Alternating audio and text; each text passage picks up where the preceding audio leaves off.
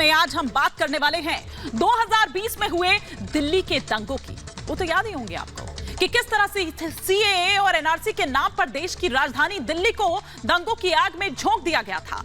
आज इस मामले में दिल्ली की जो कड़कड़ुमा कोर्ट है उसने पूर्व आम आदमी पार्टी के नेता ताहिर हुसैन और दूसरे आरोपियों के खिलाफ आरोप तय कर दिए।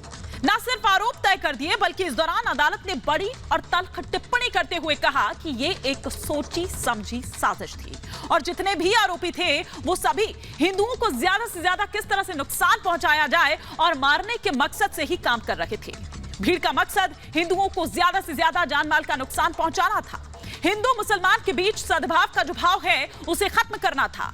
आज इसी पर करेंगे 5 का प्रहार, इसी पर करेंगे चर्चा और साथ ही साथ ये तमाम जो तस्वीरें हैं ये आप यहां पर देख रहे हैं जो उन दंगों की आग को एक बार फिर से ताजा कर रहे हैं। वो घर जिसे बेस बना लिया गया था, दंगा हाउस, जिसकी तस्वीरें आप यहां पर देख पा रहे हैं, और ताहिर हुसैन जिसने खुद ये एडमिट किया था, खुद ये एक्सेप्ट किया था कि हाँ वीडियो में जो शख्स नजर आ रहा है वो मैं ही हूं, और हाँ किस तरह से साजिश को अंजाम दिया गया था, कांच के टुकड़े इकट्ठे किए गए थे, पत्थरों को इकट्ठा किया गया था, वो सब बताया और मुसलमानों को यह कहा गया कि ज्यादा से ज्यादा संख्या में आप यहां पर इकट्ठा हो और फिर उसके बाद किस तरह से जो प्लान ऑफ एक्शन है उसको अंजाम देना है। कुछ सवाल अब इस वक्त 5 का प्रहार के आपके टेलीविजन स्क्रीन पर एक एक कर ताहिर हुसैन पर आरोप तय, लेकिन सेक्युलर गैंग चुप क्यों है?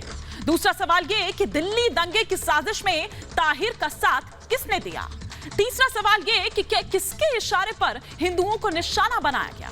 चौथा सवाल यह कि क्या दिल्ली में भाईचारा खत्म करने की यह साजिश थी? पांचवा और अंतिम सवाल यह कि दिल्ली दंगे की साजिश का मास्टरमाइंड आखिर कौन है? ये तमाम सवाल होंगे, कई खास मेहमान होंगे, लेकिन पहले एक रिपोर्ट।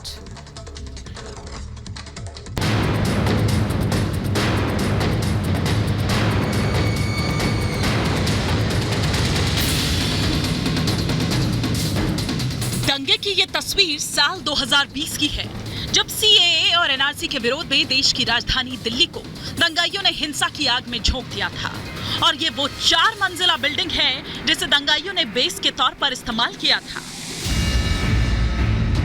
ये बिल्डिंग आम आदमी पार्टी के पूर्व पार्षद ताहिर हुसैन का घर था, जहां रखा था दंगे का पूरा सामान, और इसी बिल्डिंग से चल रहे थे पत्थर, गोली और पेट्रोल बम, और निशाने पर थे हिंदू।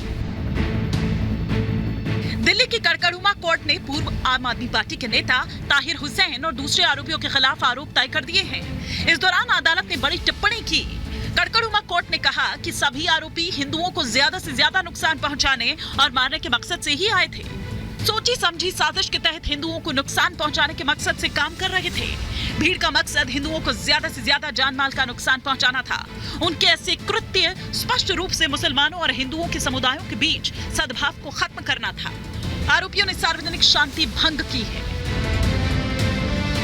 कोर्ट की इस टिप्पणी के बाद सियासत भी शुरू हो गई। बीजेपी ने आम आदमी पार्टी पर हमला बोला है।